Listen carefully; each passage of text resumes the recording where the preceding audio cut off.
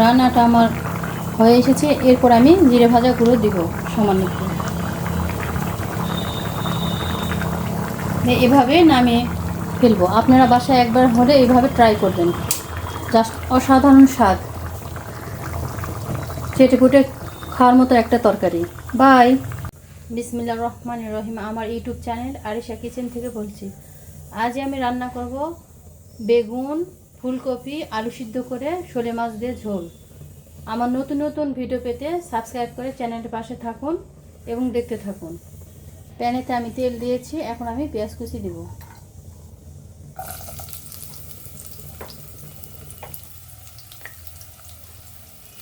সামান্য একটু রসুন দিব।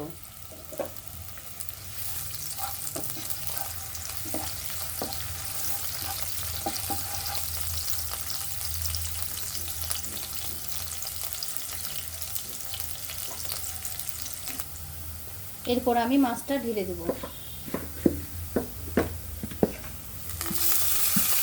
ঝাল, লবণ, হলুদ দিয়ে আগে মেখে রেখেছিলাম।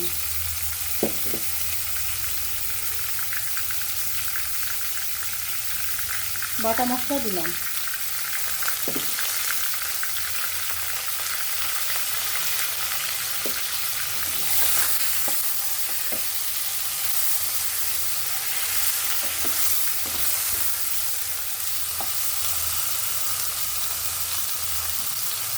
সামান্য একটু পানি দেব।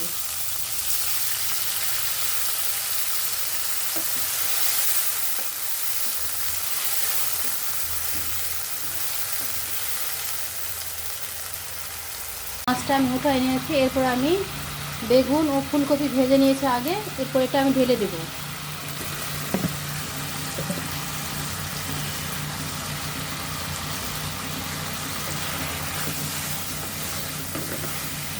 এটা ভালোভাবে আগে কষায় নেব।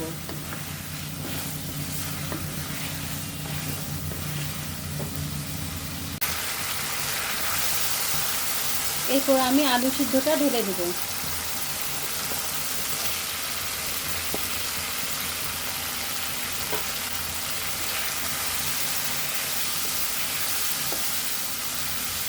তারপরে এগুলো ভালোভাবে কষে নেব।